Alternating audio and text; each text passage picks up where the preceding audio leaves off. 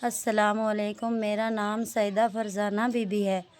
मैं बहुत ही गरीब हूँ, लाचार हूँ। मियाँ मेरा काम करता है, मज़दूरी करता है किसी से 3,000 पर साडा घर में नहीं पूरी बती। और बच्चे की जुत्ती है तो कपड़ा नहीं है, जो कपड़ा है तो जुत्ती नहीं है।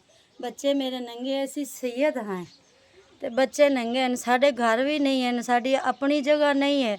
साडे घर ते सर दी छत भी नहीं है। बारिशों की वजह ना पानी पै पै ते छत गिर गई। 2 कमरे सी कच्चे सी ते बाहरों असी 12 साल तो बाहर धक्के खादे ने। मेरा एक मियाँ है कमावन वाला, 10 असी खाण वाले हैं।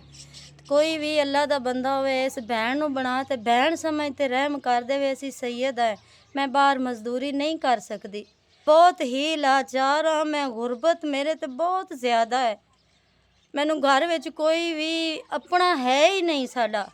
असी बड़े दिनों दे काफ़ी दिनों दे असी बाहर धक्के खाण लगे हाँ ते हाली भी धक्के खांदे पे हैं। कोई समझ लवे जे मैं भैन हाँ ते भैन बना ते मेरी लाचारी ते तरस करो ते रहम करो।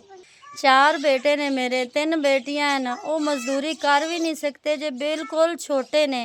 कोई 3 साल का है, कोई 2 साल का है, कोई 4 साल का है। बस इसी तरह असी मजदूरी नहीं कर सकते। कोई रहम दिली है तो कर देवो।